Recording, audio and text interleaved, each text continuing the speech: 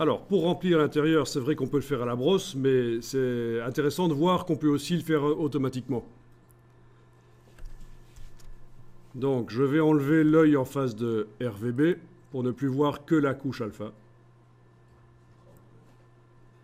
Ensuite, je vais prendre la baguette magique, vous la voyez? Elle est peut-être derrière l'outil de sélection rapide. Vous voyez l'outil de sélection rapide? Vous allez chercher la baguette magique qui est derrière. Et vous cliquez sur la zone, le centre du loup, là.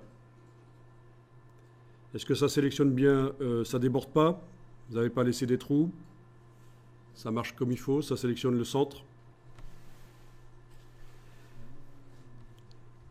Il va falloir remplir avec du blanc, mais avant de remplir, je vais élargir la sélection. Parce que, vu que j'ai utilisé des pinceaux à bord flou, ça ne va pas chercher assez loin. Vous voyez? Si je vais zoomer là, ça ne va pas chercher assez loin la tache noire. Donc, sélection, modifier, dilater. Sélection, modifier, dilater. Je vais indiquer, je vais essayer avec 5 pixels, on verra. S'il en faut plus, je réessayerai. Voilà, il en faut plus. Donc, à nouveau, sélection, modifier, dilater. Ça dépend vraiment des images. Celle-ci est très précise.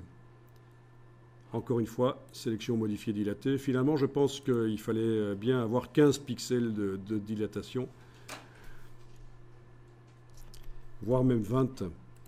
Tellement l'image est précise ici. Voilà, si vous voulez, vous faites sélection, modifier, dilater, et vous mettez directement 20 pixels.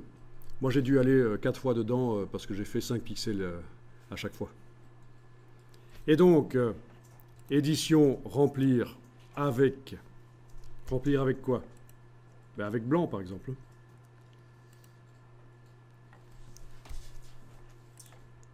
Et vous avez la silhouette du loup qui s'est remplie.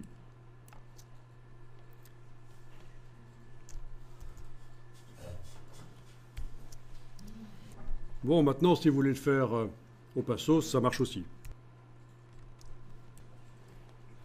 Ok, une fois que c'est fait, il faut que je désélectionne. Il faut qu'il n'y ait plus de sélection sur la couche alpha.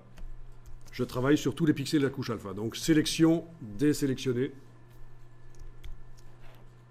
Raccourci, CTRL D si vous voulez. C'est le genre de choses utiles à retenir.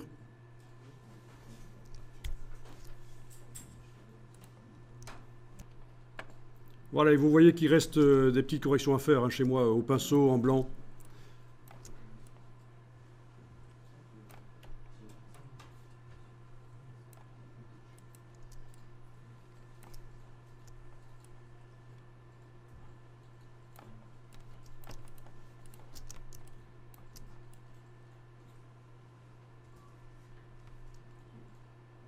C'est normal qu'il reste des petites traces.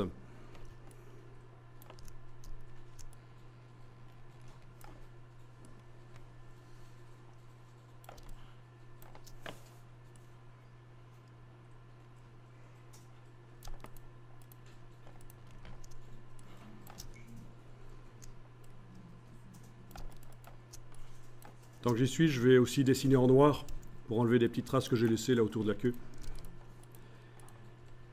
Et voilà. Ça semble être une bonne sélection sur ce loup.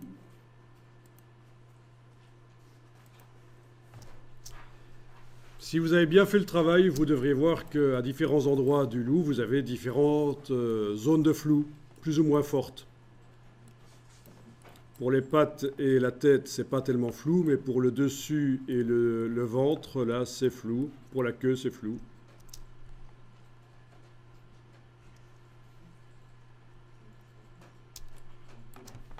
Mettez à jour le fichier sur disque dur en faisant fichier enregistré. Et on va utiliser cette sélection. Pas pour modifier la couleur du loup, mais pour le transporter ailleurs.